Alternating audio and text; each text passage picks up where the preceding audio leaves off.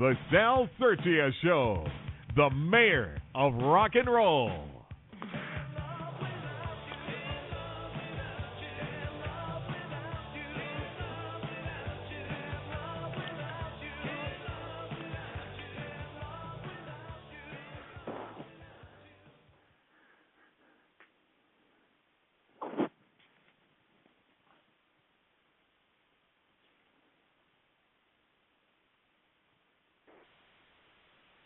Hello.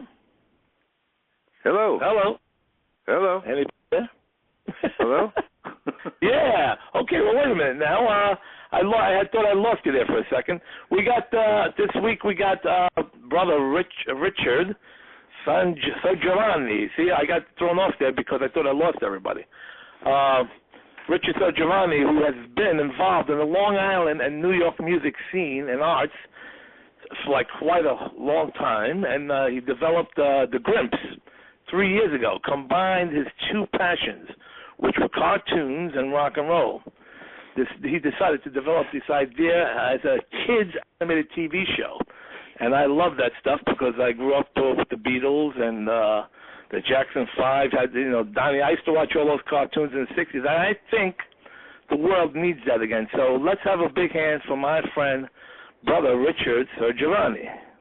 Hey, Sal. Thanks for having me on. Oh, man, the pleasure's all mine. The pleasure's all mine. What's going on? Tell me some stories over there. Stories. Well, here to talk about the Grimps, project I'm very passionate about that I created and will be bringing it to the world on television in the very near future. And it's a animated rock and roll TV show, as you mentioned, and it's, as you said, two of my passions that I had for many years that kind of were going in parallel directions, and decided a couple of years ago to develop something to do creatively and put together with the rock and roll, and started to develop this idea for a kids show. Make it magical and mystical with some really good, storylines and cute and adorable characters, and bring in some rock and roll into it. And there's a lot to it, but so it's been going all off in a very, very good direction at this point. Yeah, no, I've been checking it out. I see. I watched all the trailer you made for YouTube, which is awesome. Yep. The song that you guys wrote, did you write that song, the Grimps song? No.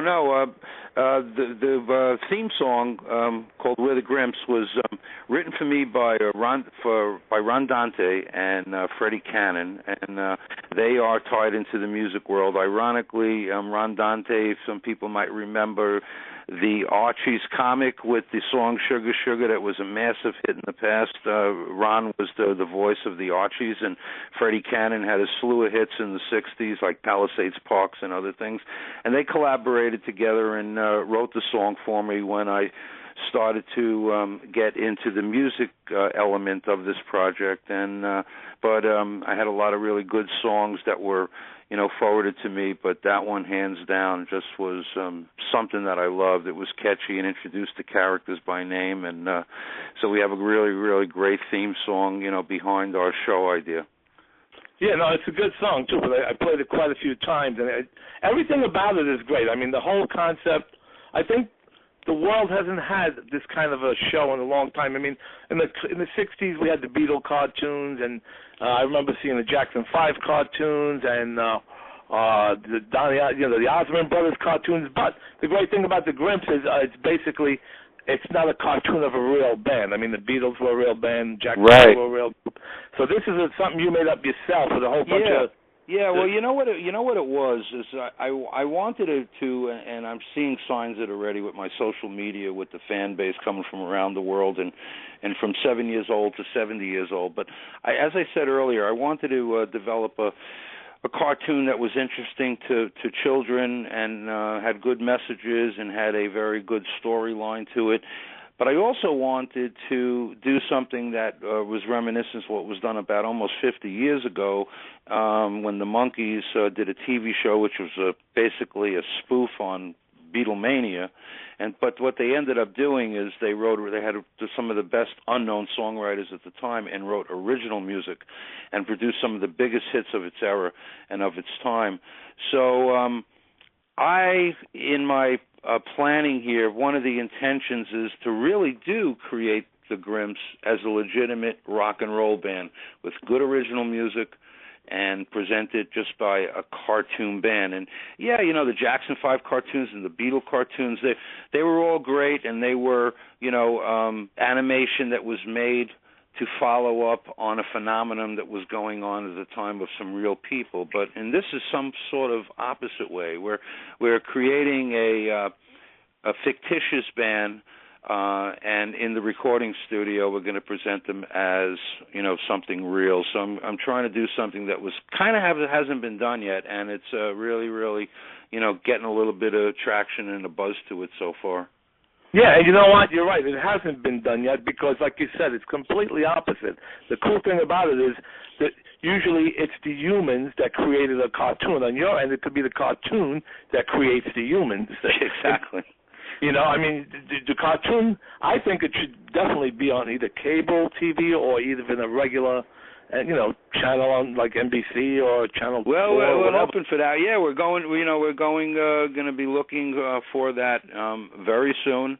We have plans to, get into the recording studio soon and start to really, really create some new original music besides the theme song we have. Very, very cool thing about this is I have a lot of kids from, like I said, around the world. I'm getting a lot of buzz from England and in different parts of Europe.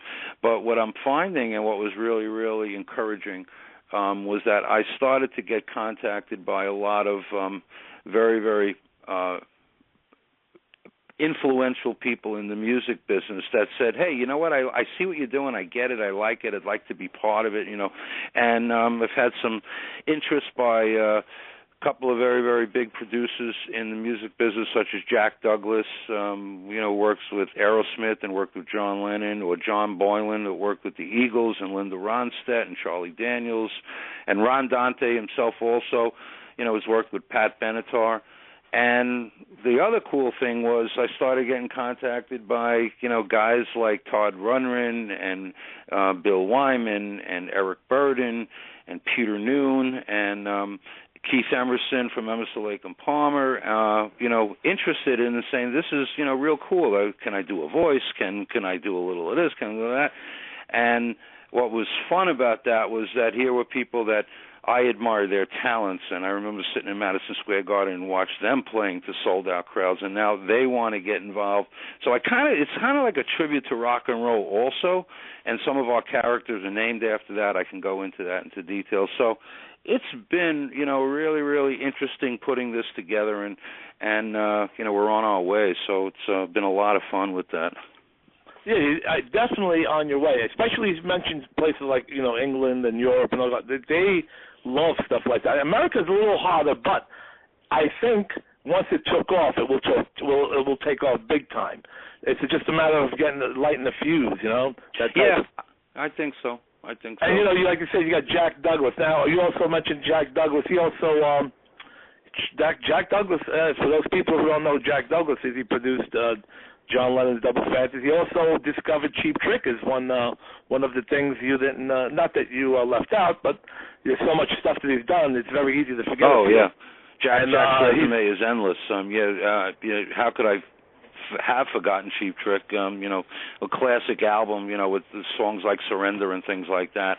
And, he's just worked with some of the best, and so it was very, very encouraging, as I said, to get someone like him who was interested in working on this project. And what was real cool is I asked him what about this that you like. He said he wants to reintroduce rock and roll to kids, because the kids of nowadays there's so many different genres of music, but rock and roll is some sort of a a mere distant type of thing, or they don't know the real history to it, or there's so many that do, but so many that don't. So that was kind of one of the things that he felt would be fun about this, and doing it through an animated band. It'll be another way of grabbing them.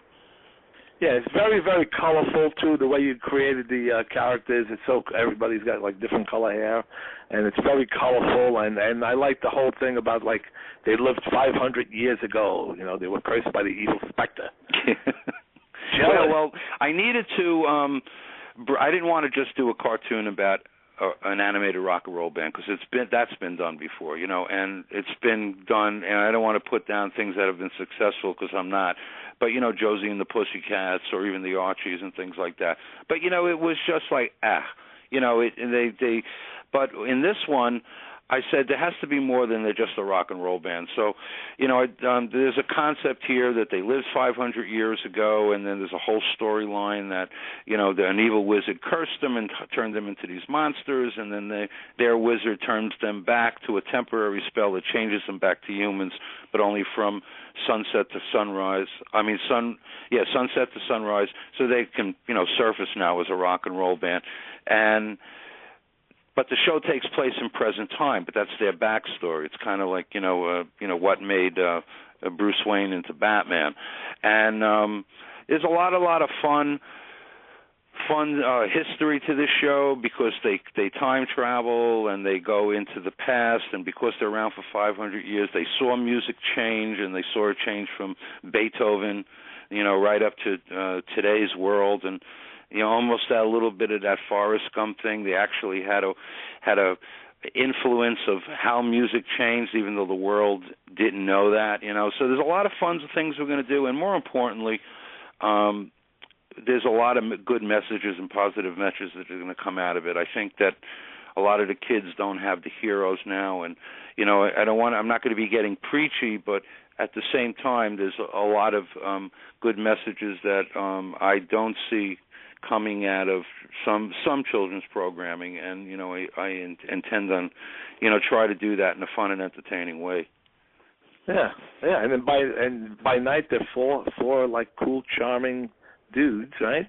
Charming musicians. Yeah, they are cool, charming dudes that go out there on the quest of being surfacing as the next big pop sensation. And in the daytime, they hide from the world, because they look like these, hideous-looking gremlins, but they're very, very, very cute. We've got this little Wolfman Dracula kind of scenario, and they keep this secret from the world as they're trying. Their friend and wizard, Magic Alex, tries to find a spell to turn them permanently back to humans. And they're the most fabulous musicians, because they've been around for 500 years, and we tie into, how they're so good. But we have the trials and tribulations of the day, and all the fun stuff of being a rock band at the night. And we have a lot of good material to play off with those two scenarios, and make some great music. Yeah, and Rich, Now, how many episodes have you written, and how long would they be? Like each episode? The show is intending on, to be a half hour animated show, like most cartoon shows or sitcoms. If something changes down the road, that remains to be seen. But I've already written, synopsises and maybe in some storylines, maybe about 70 or 80 of them. And, at the point of getting into production, we're reviewing them, and I'll probably be collaborating with other writers. And, but, the foundation of the project is here. The characters are designed. What people might see on Facebook or on my website is just a trickle of the characters. They're just some of the main core characters. But I've designed and created dozens of others that would come into storylines later on. It's like, you watch, Simpsons is the exception to the rule, but it's been on TV so many years. There's dozens and dozens of characters that keep coming in and out of stories. But so, we have a lot of those ready. And So there's a lot of good things to come, and I'm just excited to get the opportunity. I got to get through my next hurdle, which is finding a home for it, and then go into development and all the fun and the creativity. It's just going to be a blast. It's going to be hard work, but it's going to be a blast. Yeah, well, from what I've seen and heard, everything is absolutely ready to go. I mean, it's just like an incredible band that's like ready. All they need is the record deal, and all you need is to get it picked up. And I think that's going to happen because when you got something great going, and the small amount of time that I've known you, I could see you're just like me. You push, you won't stop until you get what you want. But we're going to go to a commercial right now, and we'll be back in a few minutes with Brother Richard Sirgiovanni. Every person who has a home desires to live in beauty, harmony, and comfort, says Valentina of Valentina Interiors and Designs. In business since 1990, Italian-born designer Valentina has been producing interiors and exteriors designs to suit and embrace mind, soul, body, and functionality. Beauty without functionality is only daydreaming. Valentina creates realities. Valentina's goal as an interior designer is to touch and transform people's lives while transforming their spaces. Visit her at www.valentinadesigns.com or call for design consultations online and in-home, 650-346-6349. Here is a well-documented fact.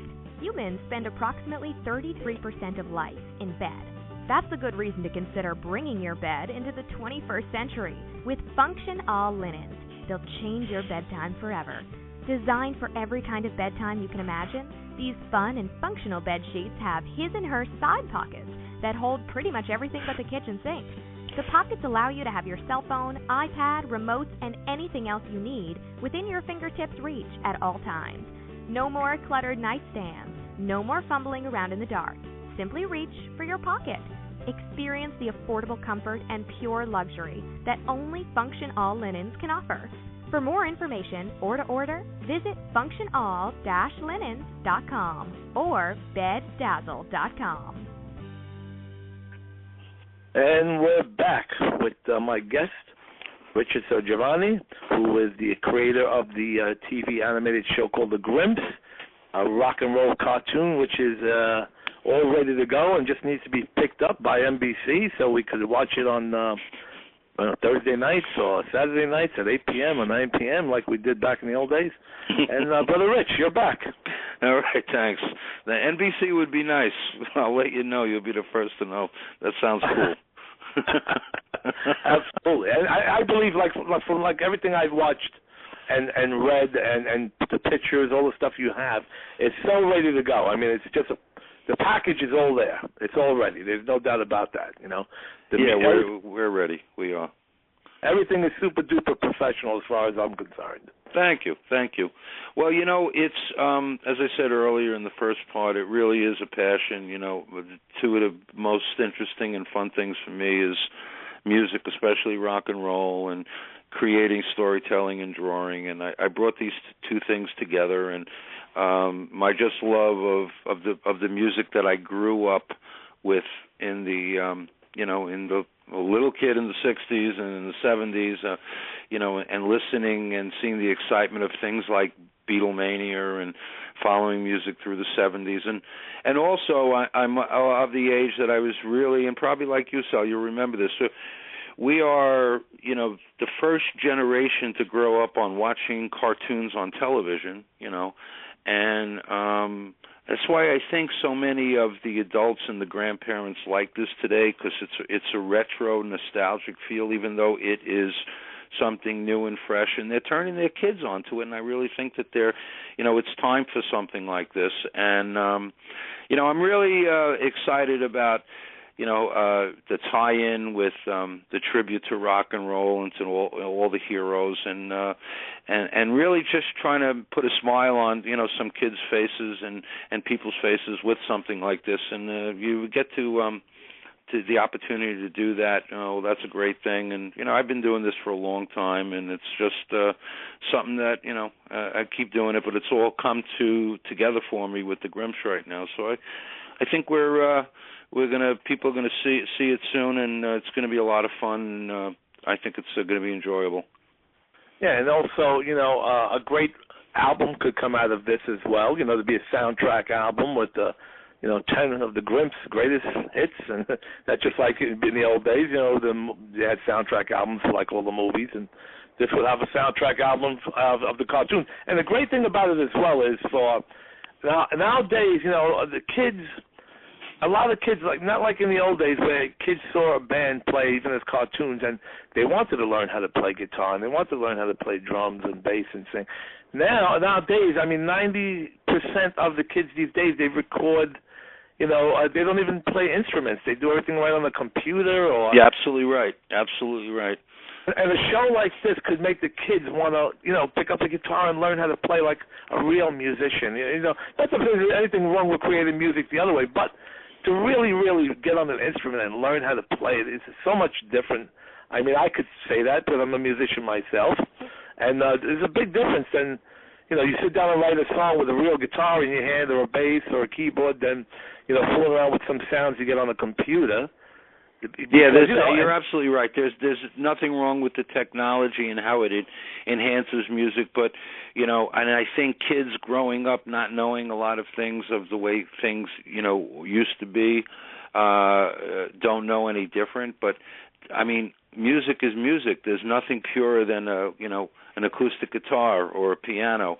To sit down there and write and create like the way it's been done for thousands of years, and I think that this is something that, correct. Somebody might say, a kid might be interested in picking up a guitar or sitting at a piano again, as opposed to the other things. And it is kind of different now because of the kind of music that they don't have to. So if that happens from this, then that would be a great thing. Also, it's encouraging them to learn, whatever the lesson is, and if they can pick that up, that would be wonderful. I agree with you. Yeah, absolutely. And a show like this is for the young kids. They watch this kind of show and they see what the character who plays the guitar on the Grimps. What's the guitar player's character's name? Well, there's two guitar players, and interesting enough, I just want to mention that one of the fun things. Well, you got Winston is the answer to your question. Winston and Emerson are the two guitar players. But I just want to throw this in. When I was developing this idea, I remembered when my oldest son, when he was about 5 years old, the big rage in cartoons was the Ninja Turtles. But everybody knew the Ninja, Donatello, Michelangelo, kids, as turtles, but not Renaissance painters. So I thought that was a very clever concept of how they used that name. So when I started developing the Grimps, all my names of characters in most cases are names that are taken from history of rock and roll and historic people in it.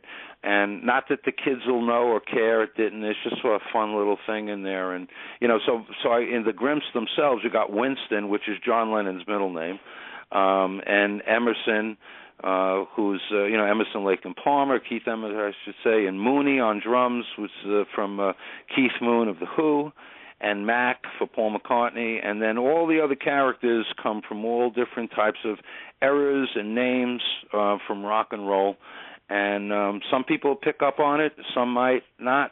And I'm saying it now, people listening, when it comes out, maybe people will start to, listen and catch on. But the kids won't know and the kids won't care. It kind of did that, so, but the Grimps are Winston, Mac, Emerson, and Mooney.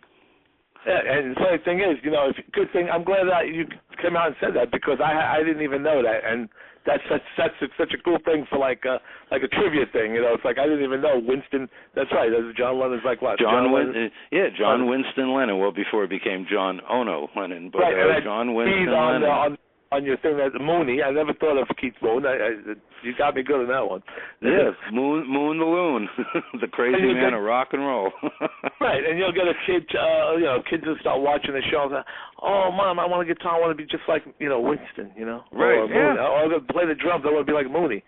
In the meantime, they're picking up real instruments. I recorded in the studio not too long ago. I did 2 Italian songs that I wrote for the a movie called Coalition that I'm also in, and they put me in the studio, and I cannot believe it because I went into a music studio, and there was no drums, no amplifiers, no nothing, just computers. I said, are we in the wrong room? I said, I'm recording songs.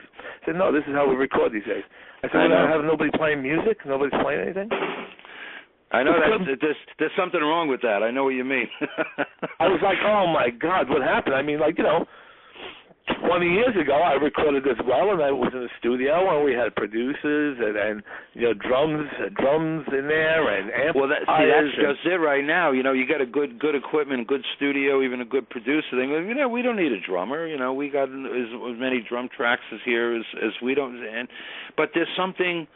And it works for certain kind of music, but it's just not right. I mean, it's not real, it's not organic, and it's not raw. And that's what rock and roll is. It's, pure raw energy, and a lot of it is spontaneous when it's created to make that. And you can't do that with a drum track or the camaraderie that a band has, regardless if they're studio musicians or they're a live band touring.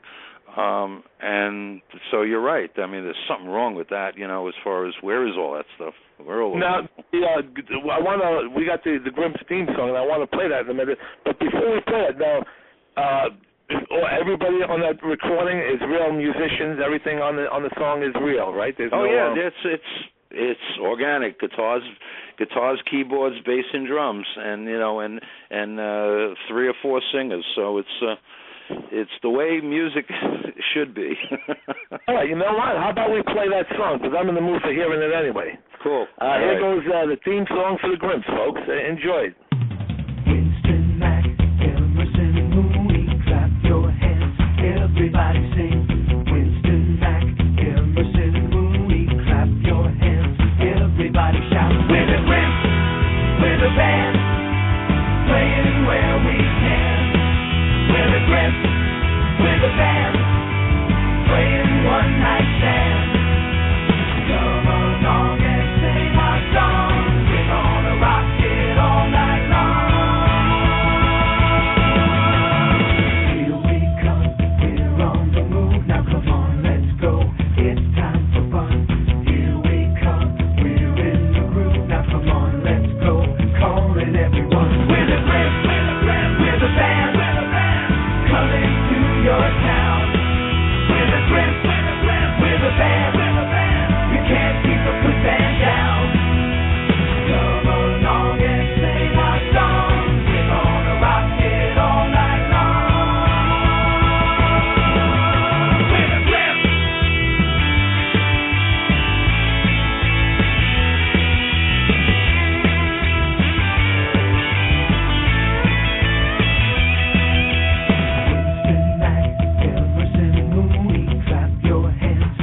Everybody sing. Winston Mac, Emerson, Mooney, clap your hands. Everybody shout. We're the Grimps, we're the band, playing where we can. We're the Grimps, we're the band, playing one night stand. Come along and sing our song. We're gonna rock it all night long.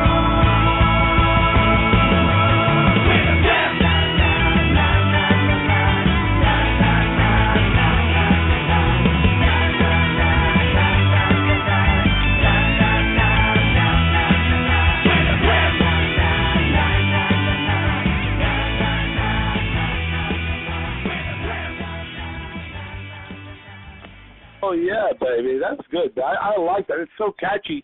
I find myself along. We're the Grimps, we're the band, playing where we can. Sounds like I did back in the old days, playing wherever you can. Yeah, that's what they got to do when you're playing out there.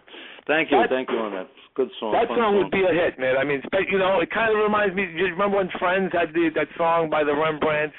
You're absolutely right. When I decided, I was trying to think about a song for a theme song, imagining shows on every week, and this is gonna hey hey we're the Monkees or whatever the case may be.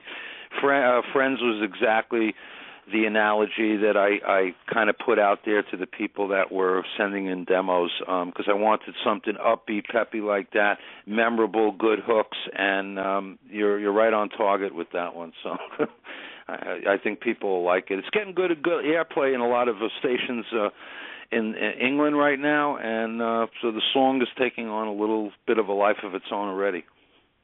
Yeah, no, that song is definitely a hit. There's no doubt about it, especially if the show played every week, and every time the show played that opens up with that song, people will be going out and buying the should I say, record or CD? I don't know. They download it from the universe or something like that now. There's nothing tangible anymore. So I guess I should say from iTunes, 99 cents through PayPal. There you go. Yeah. The music. I mean, I remember when I heard the Monkees theme song. Me and my brother in East New York ran to Pickens Avenue with 35 cents and bought the 45. I'm a believer. Times Square stores or something like that, right?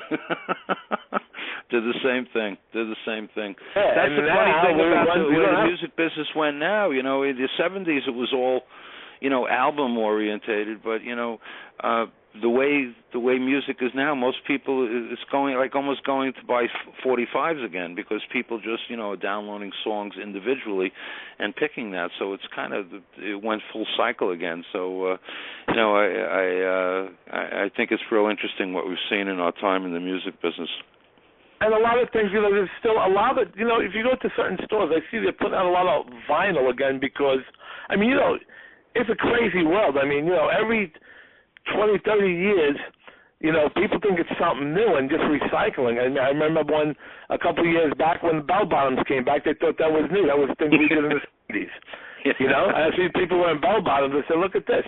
And, and same thing with the music. I'm going into stores and I see like one whole wall filled with vinyl. So you never know what could happen. It's crazy, Absolutely right. I've seen them just released Tommy, the Who's Tommy on vinyl, this whole big package, and they have tons of vinyl, so who knows? You never know. Maybe. Well, I'll tell you, I just heard something. I know this story's been out for a while, but I heard the whole story today. It's interesting, and this is, talks about the power of and the sustainability of rock and roll and the music that we grew up on. They had to change the copyright law in over in England because it was 50 years before, and I think they extended it now, and it had something to do with bands like the Beatles had to start to release their bootleg albums just to retain their copyright.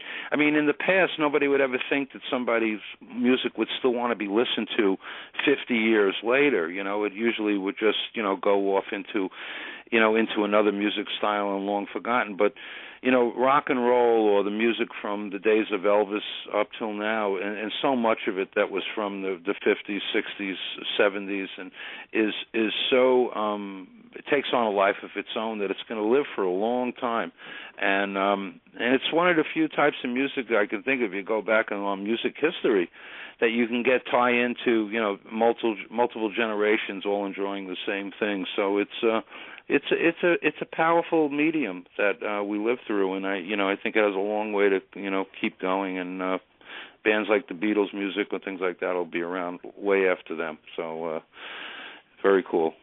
By the way, Rich, I want to congratulate you. This is my 4th show, and I was told earlier by Joanne that my starting tonight was, and I could go a little bit over 30 minutes. Usually we stop 30 minutes on the dot, but she said I could go over a little bit because everybody's loving the show, and we're getting more and more fans, and they want to hear a little more. So I had a bunch of people asking me if I could go into an hour. I said, well, that would be a little too long. But Joanne just gave us earlier tonight, I forgot to tell you that we could stay on for another 5-6 minutes or something. Okay, like that. Cool. Or we could talk a little more. And I was going to get to a point before I said that, and I forgot what I was going to say. See, well, you were talking about that vinyl came back, and you never know what's going on, with the music business. After we were talking about the song "Where the Grimps," and you had that from the days of the old days. It's true because people from the old days are still huge now. You get sometimes bands or singers, whatever, like even from 10, 15 years ago, they had one song and just nobody even knows who they are. But in the old days, you had let's say a guy like Little Richard, for instance. Little Richard was in the music business for a really short time. Right. But he's like an icon, Little Richard, with all those songs that he had and the way he rocked, the way he used to rock and roll. Yep, I mean, Little Richard, till this day, people don't know who Little Richard is. And he was like, what did he do, one album? I don't even know. He was in the music business a really short time. Yeah, he had a few, a few hit records.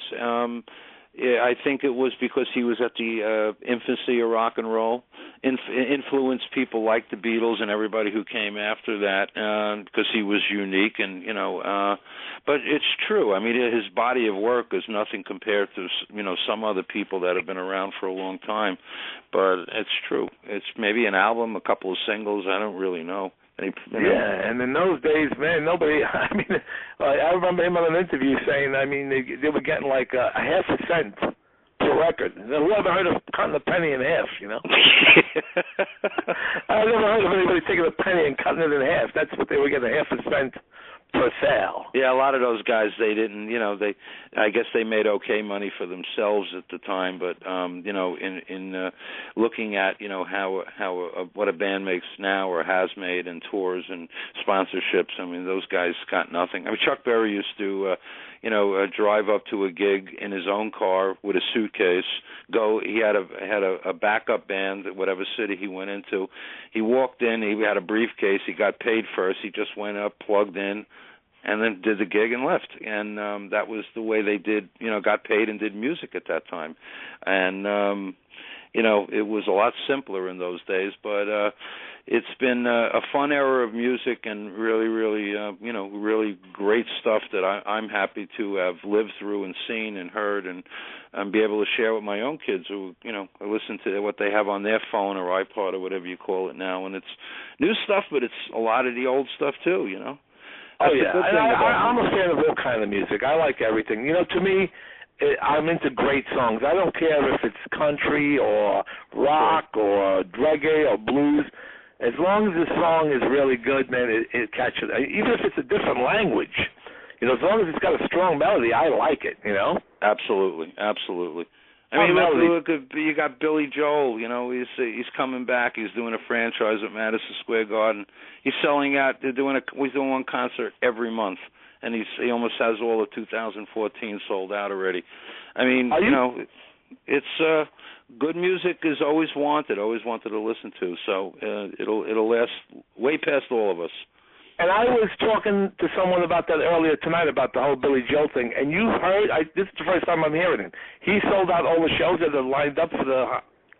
Right now, they have, I think, they're up to August is sold out, and he's into September now.